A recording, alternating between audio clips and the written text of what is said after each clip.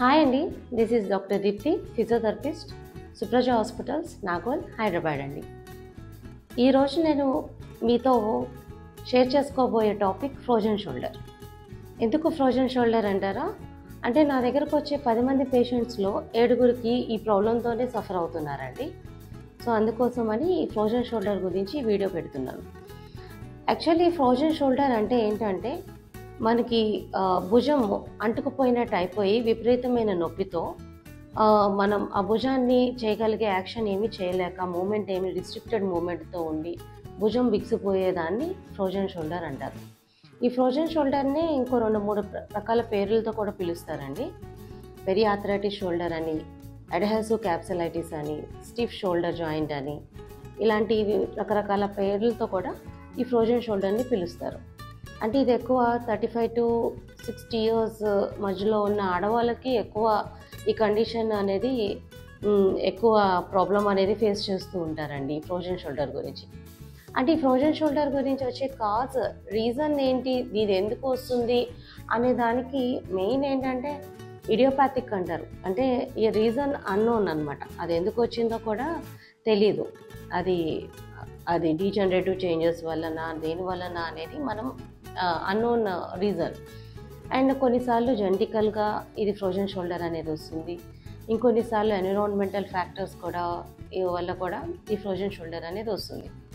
And కొన్ని కండిషన్స్లో post surgical conditions, ఏదైనా సర్జరీ అయ్యి మనకి అంటే భుజం ఎముకలు ఏమన్నా మనకి ఫ్రాక్చర్ అయ్యి అది డిస్లొకేట్ అయ్యి కొన్ని రోజులు ఇమొబిలైజేషన్ అంటే మన మూమెంట్ లేకుండా కట్టేసి ఇలాగ పెట్టేసి ఉంచిన కండిషన్స్లో కూడా ఫ్రోజన్ షోల్డర్ అనేది డెవలప్ అయ్యే ఛాన్సెస్ కొందరికి ఉంటుంది. అండ్ పోస్ట్ స్ట్రోక్ కేసెస్ అంటే మనకి ఏదైనా హెమిప్లీజియా పారాలసిస్ కేసులో కూడా ఈ ఫ్రోజన్ షోల్డర్ అనేది అటాక్ అయ్యే ఛాన్సెస్ ఉంటాయి. ఎందుకంటే పారాలసిస్లో నార్మల్ మూమెంట్ మనం చేయలేక ప్యారలైజ్డ్లో ఉంటుంది కదండి, మళ్ళీ మూమెంట్ చేసే టైంకి ఆ జాయింట్ అనేది బిగిసిపోతుంది అనమాట. సో ఆ కండిషన్స్లో అండ్ పోస్ట్ ఇంజురీ కేసెస్ అంటే ఏదన్నా ఇంజురీ ఆర్ ట్రామా యాక్సిడెంట్ అయిన తర్వాత మనకి షోల్డర్ జాయింట్స్ చుట్టూ ఉన్న మజిల్స్ ఏదన్నా టేర్ అయినా సరే, రొటేటర్ కఫ్ ఇంజురీ అంటారు, ఎనీ షోల్డర్ జాయింట్ ఇంజురీస్ ఏదైనా కూడా జరిగినా కూడా ఈ ఫ్రోజన్ షోల్డర్ అనేది డెవలప్ అవుతుంది. అండ్ ఈ ఫ్రోజన్ షోల్డర్ ఎలాంటి కండిషన్స్ అంటే 3 స్టేజెస్లో ఈ కండిషన్ని మనం కేటగరైజ్ చేయొచ్చు. ఫస్ట్ వచ్చేసరికి వెరీ ఇంపార్టెంట్ అనేది చాలా ఫ్రీజింగ్ స్టేజ్ అండి, అంటే పెయిన్ఫుల్ స్టేజ్. అంటే దాంట్లో ఏ మూమెంట్ చేసినా పెయిన్గా ఉంటుంది. లైక్ మన షోల్డర్లో మనం ఈ మూమెంట్ చేయగలం, తర్వాత ఇదే చెయ్యి వెనక్కి వెళ్తుంది, అలాగే చెయ్యి బయటకు వస్తుంది, అండ్ ఈ చెయ్యి రొటేషన్ జరుగుతుంది ఇంటర్నల్గా ఎక్స్టర్నల్గా, అండ్ అలాగే సర్కండక్షన్ అంటారు. టోటల్ ఇన్ని మూమెంట్స్ మన షోల్డర్లో చేస్తాం. సో ఏ మూమెంట్ చేసినా కూడా పెయిన్తో ఉంటుంది. ఈ స్టేజ్ని ఫ్రీజింగ్ స్టేజ్ అంటారు, అంటే painful stage. And second stage వచ్చేసరికి ఫ్రోజన్ స్టేజ్. అంటే పెయిన్తో పాటు పెయిన్ అనేది అంత లేకపోయినా కొంత పెయిన్ ఉంటుంది, బట్ పెయిన్తో పాటు స్టిఫ్నెస్ పెరుగుతుంది. దీన్ని స్టిఫ్నెస్ స్టేజ్ అని కూడా అంటారు. అంటే ఇన్స్టెడ్ ఆఫ్ మనం షోల్డర్తో చేసే మూమెంట్ని ట్రంక్ యూజ్ చేసో, అంటే అప్పర్ ట్రంక్ ఇది యూజ్ చేసో ట్రిక్ మూమెంట్ లాగా చేస్తాం అనమాట. అంటే ఇలాగా మనం ఫ్రీగా ఈ మూమెంట్ అనేది షోల్డర్తో చేయలేక అప్పర్ ట్రంక్తో షోల్డర్ దాని స్టిఫ్నెస్ అనేది పెరుగుతూ ఉంటుంది. అంటే దాన్ని ఫ్రీజింగ్ స్టేజ్, ఫ్రోజన్ స్టేజ్ అంటాం. అండ్ థర్డ్ వచ్చేసరికి థాయింగ్ స్టేజ్ అంటే రికవరీ స్టేజ్ అనమాట. అంటే పెయిన్ అంతగా విపరీతమైన పెయిన్ లేకపోయినా జాయింట్ రేంజ్ ఆఫ్ మోషన్లో ప్రాబ్లం ఉండదన్నమాట. దాన్ని రికవరీ స్టేజ్ అంటారు. ఈ స్టేజెస్లో మనం ఫ్రోజన్ షోల్డర్ అనేది కేటగరైజ్ చేస్తాం. సో దాని ప్రకారం ఏ స్టేజ్లో ఉందో చూసుకొని దాని ప్రకారం ట్రీట్మెంట్కి వెళ్తాం. సో మోస్ట్లీ అందరూ కూడా ఇంజెక్షన్స్ అని లేకపోతే సర్జికల్ కేసెస్లో కూడా ఇవి సర్జికల్గా కూడా ట్రీట్మెంట్ అనేది జరుగుతూ ఉంటుంది. బట్ చాలామంది దీనికి ఫిజియోథెరపీ అనేది చాలా ఉపయోగపడుతుందండి. అంటే first and foremost frozen shoulder ఈ వచ్చింది అని మన కండిషన్ తెలిసిన తర్వాత ఫిజియోథెరపీలోకి వచ్చేసరికి మనం చేయాల్సింది మెయిన్ ఎక్సర్సైజెస్ అండి. ఎక్సర్సైజెస్లో అంటే మనం నేను రకరకాల వీడియోస్ చూసేసి ఏ ఎక్సర్సైజ్ పడితే అది చేసి షోల్డర్ని మొత్తం అంటే ఇష్టం వచ్చినట్టు మూమెంట్ చేసేస్తే కాదండి.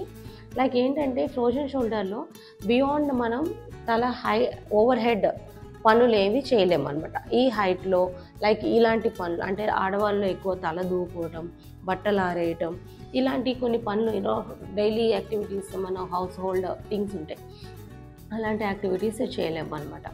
అలాంటి కండిషన్స్లో సో మనకి చాలా పెయిన్గా స్టిఫ్నెస్గా పెరిగిపోయి జాయింట్ మూమెంట్ అనేది తక్కువ అవుతూ ఉంటుంది. సో అలాంటి టైంలో మనం చేయాల్సింది ఏంటంటే ఫస్ట్ వచ్చేసరికి షోల్డర్ ఎక్సర్సైజెస్. వీటిని షోల్డర్ వీల్ ఎక్సర్సైజెస్ అంటారు. వీటి వల్ల joint range of motion improve అవుతుందండి, అలాగే మజిల్ స్ట్రెంథనింగ్ కూడా అవుతుంది. సో స్టిఫ్నెస్ అనేది తగ్గి అండ్ ఫ్లెక్సిబిలిటీ పెరుగుతుంది అనమాట. వీటితో పాటు వాల్ ఎక్సర్సైజెస్ ఉంటుందండి, దానివల్ల కూడా joint range of motion improve అవుతుందండి.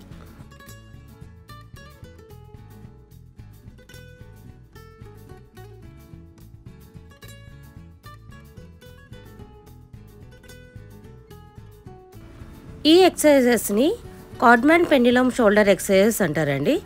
వీటి వల్ల ఫ్లెక్షన్ ఎక్స్టెన్షన్ అంటే front back and abduction adduction అంటే right left and rotations circumduction అంటారు, clockwise and anticlockwise డైరెక్షన్స్లో joint range of motion improvement జరుగుతుందన్నమాట. మజిల్స్ కూడా స్ట్రెంథనింగ్ అవుతుందండి. ఈ ఎక్సర్సైజెస్ని షోల్డర్ పుల్లీ ఎక్సర్సైజెస్ అంటారు. ఈ అన్ని ఎక్సర్సైజెస్తో చేస్తాం. అయినా కొందరిలో చాలా విపరీతమైన పెయిన్ ఎక్కువగా ఉన్నదానికి అప్పుడు ఎలక్ట్రోథెరపీ ట్రీట్మెంట్ కూడా ఇచ్చి అంటే అల్ట్రాసౌండ్ థెరపీ కానీ ఐఎఫ్టీ థెరపీ కానీ ఇచ్చేసి మనం పెయిన్ అనేది కొంచెం తగ్గించుకున్న తర్వాత మన ఎక్సర్సైజ్ అనేది చేయాలి. ఎక్సర్సైజెస్ చేస్తూ ఉంటే అంటే రేంజ్ ఆఫ్ మోషన్ ఇంక్రీజ్ అవుతూ ఉంటుంది, మజిల్ స్ట్రెంథనింగ్ పెరుగుతూ నార్మల్ రేంజ్ ఆఫ్ మోషన్కి మనం తీసుకొస్తాం అనమాట.